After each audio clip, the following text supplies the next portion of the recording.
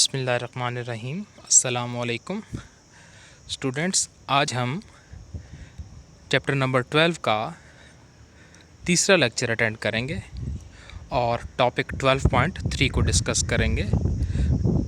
Topic 12.3 है electric field lines. तो इस टॉपिक में हम देखेंगे कि इलेक्ट्रिक फील्ड लाइंस को ड्रॉ कैसे किया जाता है, how to draw field lines, और फिर हम देखेंगे कि इलेक्ट्रिक फील्ड लाइंस की प्रॉपर्टीज़ क्या होती हैं, the properties of electric lines of force. तो पहले हम शुरू करते हैं कि इन फील्ड लाइंस को ड्रॉ कैसे करना है।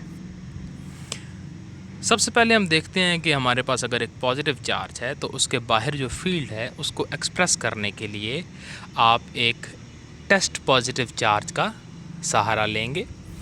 हमें मालूम है कि टेस्ट पॉजिटिव चार्ज इन्फिनिटेसिमली स्मॉल होता है, इसलिए स्मॉल होता है ताकि वो चार्ज से पैदा होने वाली फील्ड को डिस्टर्ब ना कर सके।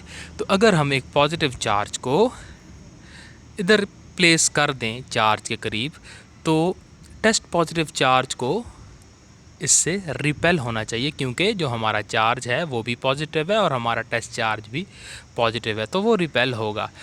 अब ये जिस तरफ जा रहा है आप उस तरफ एक लाइन ड्रॉ कर दें।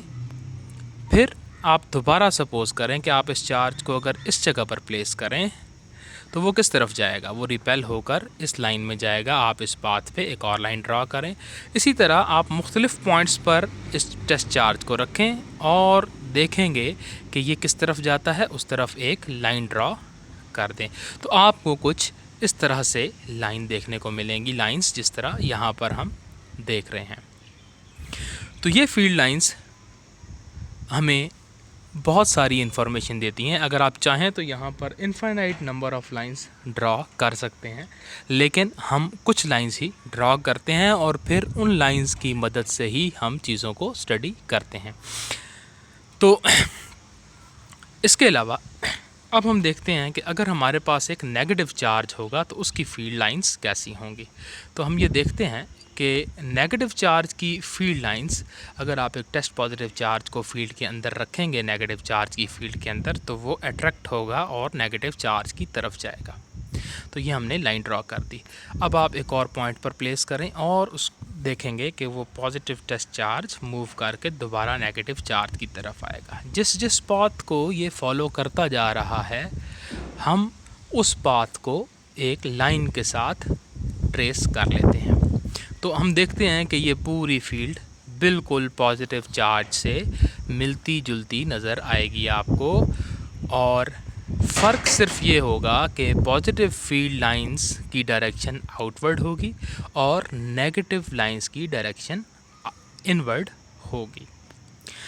तो अब ये फील्ड लाइंस हमने देखी, तो इससे हमें कुछ रिज़ल्ट्स भी देखने को मिलते हैं कि अगर आप देखें तो ये फील्ड लाइंस, जब कोई दो फील्ड लाइंस जब हम ऑब्ज़र्व करते हैं तो इनके दरमियान फ़ासला बहुत इम्पोर्टेंस रखता है। अगर आप एक फील्ड लाइन को फॉलो करते हैं, ये मैं फॉलो कर रहा हूँ, तो साथ वाली लाइंस का डिस्टेंस बढ़ता जा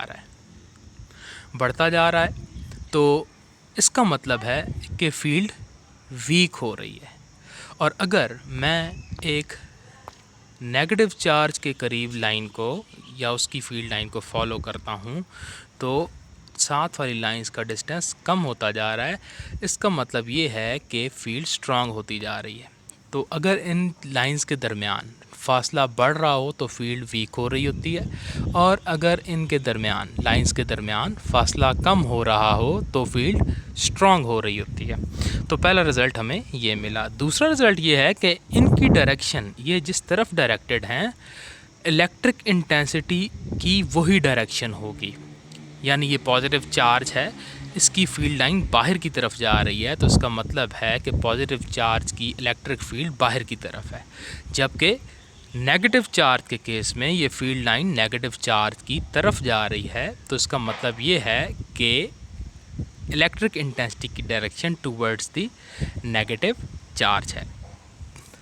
अब हम एक और फील्ड देखते हैं, यानी अगर पॉजिटिव और नेगेटिव चार्ज ये दोनों चार्जेस एक दूसरे की फील्ड के अंदर पड़े हों तो ये फील्ड को डिस्टॉर्ट करते हैं। जिस तरह हमने टेस्ट चार्ज के केस में बात की थी कि उसे छोटा होना चाहिए ताकि वो दूसरी फील्ड को डिस्टॉर्ट ना करे, तो यहाँ पे आप दो स्ट्रॉन्ग चार्जेस को देख सकते हैं कि इन्होंने एक दूसरे की फील्ड को डिस्टॉर्ट कर दिया है, ये सर्कुलर हो गई है यहाँ से। जबकि जब ये इंडिपेंडेंटली बिहेव कर रहे थे तो ये स्ट्रेट थे, लेकिन इनका जब ये एक दूसरे की फील्ड में आ जाएं तो ये रीजन्स सर्कुलर हो जाते हैं, जिस तरह हम यहाँ पर देख सकते हैं। तो यहाँ से आप देखें, अगर टेस्ट पॉजिटिव चार्ज को पॉजिटिव चार्ज के करीब रखें तो इस चार्ज से ये रिपेल होगा, लेकिन ये इसको अट्रैक्ट करेगा, तो ये चार्ज कुछ इस तरह का पाथ लेगा। यहाँ से अगर इस पॉइंट पर रखेंगे तो ये अवे जाएगा, लेकिन नेगेटिव चार्ज के करीब जाएगा और इस पाथ को फॉलो करता हुआ नेगेटिव चार्ज के पास चला जाएगा। तो अब हमें ये पता चला कि टेस्ट पॉजिटिव चार्ज से नेगेटिव चार्ज की तरफ जाता है। हमने ये भी देखा कि electric field lines electric intensity की डायरेक्शन को बताती हैं। जो ई वेक्टर था हमारे पास उसकी डायरेक्शन को बताती हैं। तो यहाँ पे हम देख रहे हैं कि इलेक्ट्रिक इंटेंसिटी हर पॉइंट पर अपनी डायरेक्शन चेंज कर रही है। तो किसी पॉइंट पर अगर डायरेक्शन देखना चाहें तो आपको उस पॉइंट पर एक टेंजेंट ड्रॉ करना पड़ेगा। एक टेंजेंट ड्रॉ करेंगे, तो टेंजेंट ड्रॉ करने के लिए हम देखते हैं कि टेंजेंट को इस तरह से आप एक टेंजेंट ड्रॉ करेंगे तो ये आपके पास इलेक्ट्रिक इंटेंसिटी की डायरेक्शन हो जाएगी। यानी ये जो आपको नज़र आ रहा है वेक्टर, ये इलेक्ट्रिक इंटेंसिटी इस पॉइंट पर डायरेक्शन है, लेकिन अगले ही इंस्टेंट पर इसकी डायरेक्शन चेंज हो जाएगी। यानी अगर किसी नेक्स्ट इंस्टेंट पर ड्रॉ करते हैं तो इसकी डायरेक्शन, मैं किसी और पॉइंट पर ड्रॉ करके चेक करता हूँ, तो इसकी डायरेक्शन चेंज हो जाएगी। जैसे ये पॉइंट है, इस पॉइंट पर अब डायरेक्शन, इस पॉइंट पर डायरेक्शन चेंज हो गई है, इस डायरेक्शन में हो जाएगी ये। तो ये दो पॉजिटिव चार्जेस की वजह से फील्ड है, यानी ये चार्ज, इस चार्ज, ये दोनों चार्जेस मिलकर एक टेस्ट पॉजिटिव चार्ज को रिपेल करेंगे। ये भी रिपेल करेगा और ये भी रिपेल करेगा, तो नतीजे में टेस्ट पॉजिटिव चार्ज यहाँ से रिपेल होकर आगे जाएगा, लेकिन इसको साथ वाले चार्ज से जब रिपल्शन मिलेगी तो ये इस तरफ निकल जाएगा।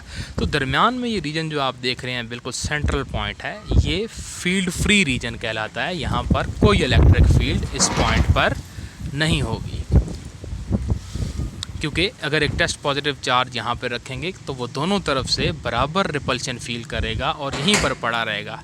तो इसका मतलब है कि चार्ज कहीं नहीं मूव करेगा, तो यहाँ पर इलेक्ट्रिक इंटेंसिटी ज़ीरो हो जाएगी। इसी तरह अगर आप एक कैपेसिटर की फील्ड देखें तो ये कैपेसिटर की प्लेट्स हैं, ए प्लेट पॉजिटिव है, बी प्लेट नेगेटिव है।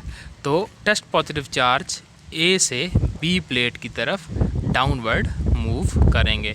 आप टेस्ट पॉजिटिव चार्ज को मुख्तलिफ पॉइंट्स पर प्लेस करें तो वो डाउनवर्ड ही मूव करता रहेगा। तो आपको पैरेलल फील्ड लाइंस मिलेंगी। तो पैरेलल फील्ड लाइंस का मिलने का मतलब ये है कि फील्ड लाइंस के दरमियान फासला ना बढ़ रहा है ना कम हो रहा है। तो इसका मतलब ये हुआ कि यहाँ पर जो फील्ड है ये यूनिफॉर्म फील्ड है।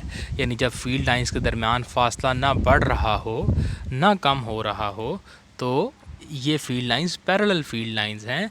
अगर फासला बढ़ रहा हो तो हम कहते हैं कि फील्ड वीक हो रही है, और अगर फासला कम हो रहा हो तो हम कहते हैं कि फील्ड स्ट्रांग हो रही है। लेकिन अगर पैरेलल लाइंस हों तो ना फासला बढ़ रहा है ना कम हो रहा है, तो इसका मतलब ये है कि यहाँ पर जो फील्ड है हमारे पास ये यूनिफॉर्म फील्ड है। अब हम देखते हैं कि इसकी प्रॉपर्टीज़ क्या क्या हैं, फील्ड लाइंस की प्रॉपर्टीज़ जो साथ साथ हमने डिस्कस की। तो हम पहली प्रॉपर्टी देखते हैं, electric field lines originate from positive charge and and on the negative charge. तो ये पॉजिटिव से निकल रही हैं और नेगेटिव की तरफ जा रही हैं, जो हमने पहले बात की थी। उसके बाद tangent to the field line at any point gives the direction of electric field intensity at that point. किसी भी पॉइंट पर आप टेंजेंट ड्रॉ करें, यहाँ पर कहीं पर भी फील्ड लाइन, इस पॉइंट पर अगर फील्ड की डायरेक्शन देखनी है तो टेंजेंट ड्रॉ करें। यहाँ पर देखनी है तो इस पॉइंट पे टेंजेंट ड्रॉ करें, आपको फील्ड की डायरेक्शंस पता चलती रहेंगी। The lines are closer where the field is strong and lines are farther apart where field is weak. तो जहाँ पर फील्ड स्ट्रांग होगी वहाँ पर फासला कम होगा, और जहाँ पर फील्ड वीक होगी वहाँ पर फील्ड लाइंस के दरमियान फासला ज़्यादा हो जाएगा। तो चौथा पॉइंट है no two lines cross each other. कोई दो फील्ड लाइंस एक दूसरे को क्रॉस नहीं कर सकती। इसकी वजह क्या है? इसकी वजह यह है, फॉर एग्ज़ाम्पल मैं यहाँ पर दो लाइंस ड्रॉ करता हूँ, एक मैंने ये लाइन ड्रॉ की, एक मैंने ये लाइन ड्रॉ की। अब ये जिस पॉइंट, अब हमें electric field lines electric intensity की डायरेक्शन बताती हैं। तो जिस पॉइंट पर ये एक, अब वेक्टर की एक पॉइंट पर एक ही डायरेक्शन होती है। इलेक्ट्रिक इंटेंसिटी एक वेक्टर है तो उसकी एक पॉइंट पर एक ही डायरेक्शन होगी, लेकिन ये जो पॉइंट ऑफ इंटरसेक्शन है, ये यहाँ पर इस पॉइंट को अगर देखा जाए तो कौन सी लाइन को हमें फॉलो करना पड़ेगा? तो ये फिज़िकली गलत है, क्योंकि इस लाइन को फॉलो करेंगे या इस लाइन को फॉलो करेंगे, ये हमारे लिए ऐसा केस पॉसिबल नहीं है। फील्ड लाइंस एक दूसरे को डिस्टॉर्ट कर देंगी लेकिन कभी भी इंटरसेक्ट नहीं करेंगी, एक दूसरे को क्रॉस नहीं करेंगी। तो ये था आज का लेक्चर। कल हम इंशाल्लाह कुछ न्यूमेरिकल प्रॉब्लम्स को सॉल्व करेंगे और साथ इलेक्ट्रोस्टैटिक्स की एप्लीकेशंस को भी देखने की कोशिश करेंगे। Thank you.